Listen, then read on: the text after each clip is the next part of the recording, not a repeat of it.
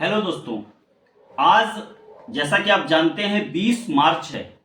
20 मार्च special day है क्योंकि इस दिन डे और नाइट इक्वल होते हैं।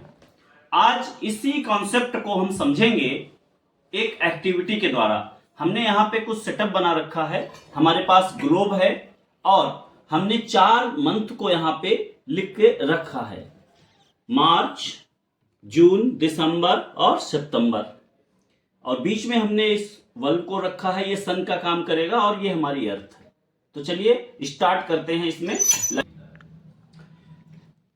जून में जो हमारा अर्थ का एक्सिस है वो सन की तरफ झुका हुआ रहता है। सन की जो लाइट रेज आती हैं वो नॉर्दर्न हेमिस्फीयर में ज्यादा पड़ती हैं और साउदर्न हेमिस्फीयर में कम पड़ती हैं। तो यहाँ पे नॉर्दर्न हेमिस्फीयर में डे बड़ा होता है और साउदर्न हेमिस्फीयर में छोटा होता है। जैसे जैसे हम जून से आगे बढ़ेंगे यानी कि सितंबर की तरफ बढ़ेंगे, इधर आएंगे तो इसका झुकाव एक ही तरफ रहता है अर्थ का।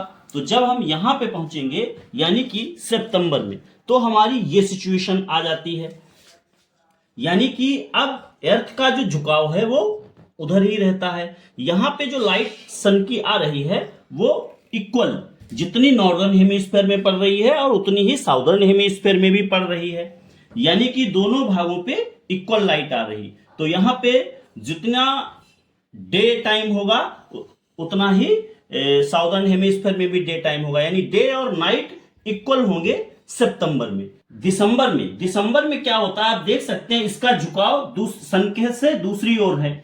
तो यहां पर क्या है, इसके जो साउदर्न हेमिस्फीयर में अधिक लाइट आ रही है और नॉर्दर्न हेमिस्फीयर में लाइट कम आ रही है, यानी ज्यादातर हमारे जो कॉन्टिनेंट हैं वो नॉर्दर्न हेमिस्फीयर में है।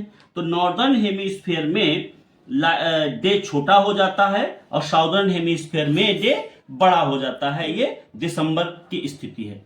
और जैसे हम आगे बढ़ते हैं मार्च की, यानी कि जो आज का डे है वो इस तरीके से, यहां आप देख सकते हैं कि ये क्या हमारा है, ये स्प्रिंग इक्विनॉक्स है, यानी यहां पे डे नॉर्दर्न हेमिस्फीयर में और साउदर्न हेमिस्फीयर में इक्वल है, यानी डे और नाइट इक्वल है, क्योंकि जो लाइट पड़ रही है वो दोनों हेमिस्फीयर में इक्वल लाइट आ रही है। नॉर्दर्न हेमिस्फीयर में जितनी लाइट आ रही है उतनी ही साउदर्न हेमिस्फीयर में आ रही है।